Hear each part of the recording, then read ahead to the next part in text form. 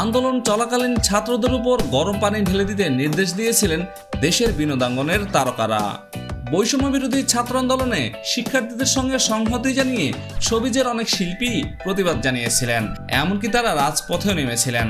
তবে এদের মধ্যে অনেককেই এই আন্দোলনে নীরব ভূমিকা পালন করতে দেখা গিয়েছে।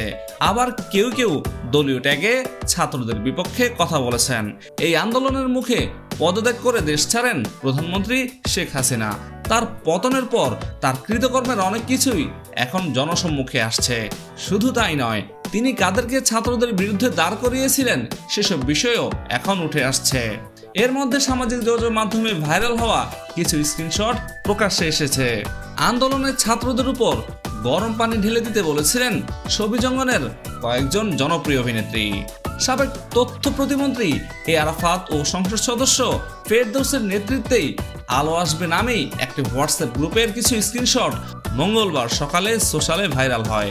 সেখানে দেখা যায় অভিনেত্রী অরুণা বিশ্বাস, সোহানা সাবাকে, যাদের অবস্থান ছিল ছাত্র আন্দোলনের বিপক্ষে, তারা মত দেন যেভাবেই হোক আন্দোলন দমাতে হবে। আরেকজন শিল্পী পরামর্শ দেন ছাত্রদের উপর গরম পানি ঢেলে ফেলার জন্য।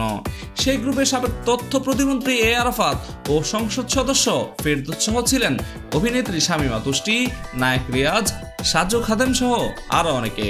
তবে প্রকাশিত স্ক্রিনশট শটে সক্রিয় ছিলেন অভিনেত্রী সুইটি, সোহানা সাবা, অরুণা বিশ্বাস সহ আরো কয়েকজন। বিষয়টি ইতিমধ্যেই সামাজিক মাধ্যমে ঝড় তুলেছে। এই হোয়াটসঅ্যাপ গ্রুপে নির্মাতা মোস্তফা সরোয়ার ফারুকীকে নিয়েও কথা হয়েছে। ফলে ফারুকী বিষয়টি স্বাভাবিকভাবে নেননি। এটিকে মানবতা বিরোধী আখ্যা দিয়ে তিনি সরকারের দৃষ্টি আকর্ষণ করে সামাজিক মাধ্যমে এর বিচার চেয়েছেন।